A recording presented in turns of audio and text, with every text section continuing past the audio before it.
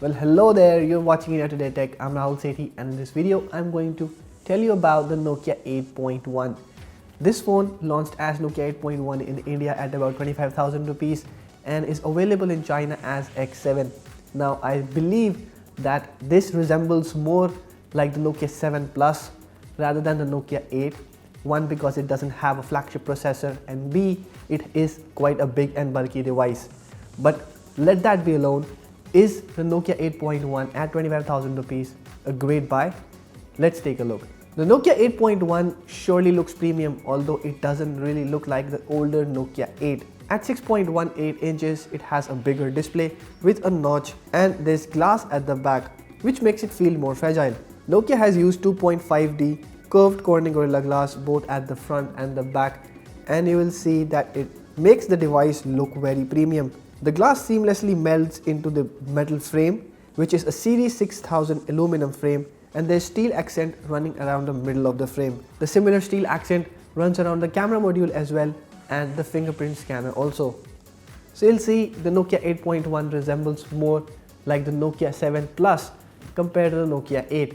Also at the front you'll see it has a notch which is not very narrow like the Nokia 7.1, but it is properly optimized. Thankfully, the phone does not miss out on a 3.5mm headphone jack, which is placed at the top alongside the secondary microphone. At the bottom you get a Type-C USB port, primary microphone and speaker, and on the left you get the SIM tray, which is a hybrid one. On the right you get volume rocker and lock keys, and they are very tactile and have good feedback.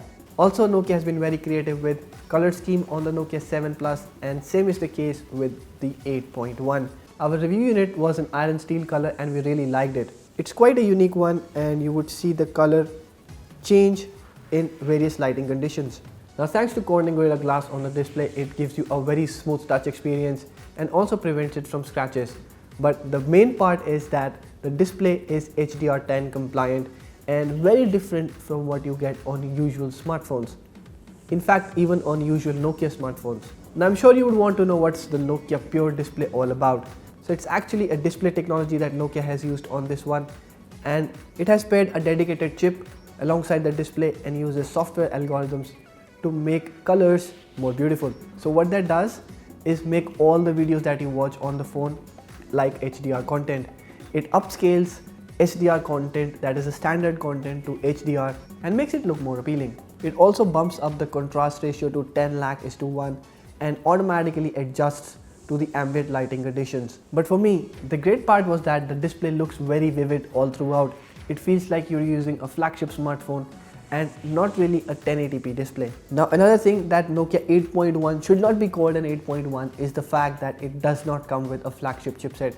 You get Snapdragon 710 on it, and it is paired to 4GB of RAM and 64GB of storage on the base variant. The Snapdragon 710 is placed between the 660 and the 800 series, which means that it's more powerful compared to Snapdragon 660 and more power efficient compared to Snapdragon 845. Now, the best indicator of that would be playing PUBG on this one. The game runs very smoothly on the device and automatically takes in medium graphic settings. We did not encounter any lag or freezes while playing PUBG in medium graphic settings, and the phone also doesn't heat up. So the overall experience is very smooth if you're playing very graphic intensive games, even for about 2 to 3 hours. And the battery drain is also not that high compared to MediaTek chipsets or a more high-end chipset like the Snapdragon 845. So the Snapdragon 710 really balances power and speed, and we were not really complaining. Also, the interface on Nokia 8.1 is Android One, which is basic stock Android interface. It runs the Android 9 Pie, and the interface is from Google itself, which has no third-party apps and no extra features or bloatware. App switching is smooth, multitasking is smooth, and you would also see the apps open and close without any transition lag and without any animation lag, which is an amazing thing about the Nokia 8.1. So in terms of experience, you definitely don't feel like you're not using a flagship smartphone. Also, since it's under the Android One program, you'll be getting upgrades for the next 2 years, which is again an amazing thing about Nokia smartphones. The phone's fingerprint scanner is also very easily accessible and is quite fast. In fact, we compared with the 7.1 and we found it's much faster in comparison. Now flagship-like design, flagship-like display experience and performance and software experience also is not less than that of a flagship, and at a price of 25,000 rupees, the Nokia 8.1 may appear to be a steal. But wait for a second. Let's take a look at the cameras on the Nokia 8.1. The phone comes with dual cameras at the back that are certified by Zeiss. The primary camera has a 12 megapixel resolution and has a 1.4 micrometer pixel size, which is quite a big thing in itself. So on paper, the cameras appear to be quite nice. And in real life also, in good light conditions, you will not find any flaw in the photos. You'll see they are sharp, crisp and bright and have good color reproduction, appearing to have good details and good sharpness levels. But not all is rosy about the Nokia 8.1 cameras. For example, in low light conditions, you'll see it doesn't really do a great job. And we compare it to phones like the Nokia 7.1, which is even 5,000 rupees cheaper compared to the smartphone. And we found out that Nokia 8.1 doesn't really do a better job. In low light situations, you'll see noise creeps in and the details break. Although it still tries to create accurate colors and a more natural looking photo, the shots do end up looking unfinished. But the photos taken from the Nokia 7.1 do appear to be slightly more sharp and clean. Again, portrait shots taken in good light have good object separation and low noise, but in low light situations, you'll see it doesn't really do a great job. The effect is more pronounced on the selfie camera. Of course, in good light situations, it takes good shots, captures accurate skin tones, and overall a very sharp photo.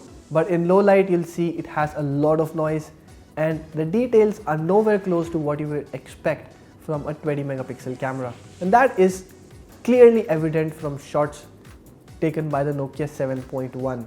So in a nutshell, we didn't really like the cameras on the Nokia 8.1, and that is the only thing that stops it from becoming a flagship killer. It has amazing software experience, amazing display to go with, and the phone feels quite sturdy, lightweight and not very bad at the ergonomics. Do let us know what you think about the Nokia 8.1 in the comment section below, and if you like this video, hit the thumbs up button and share it with your friends.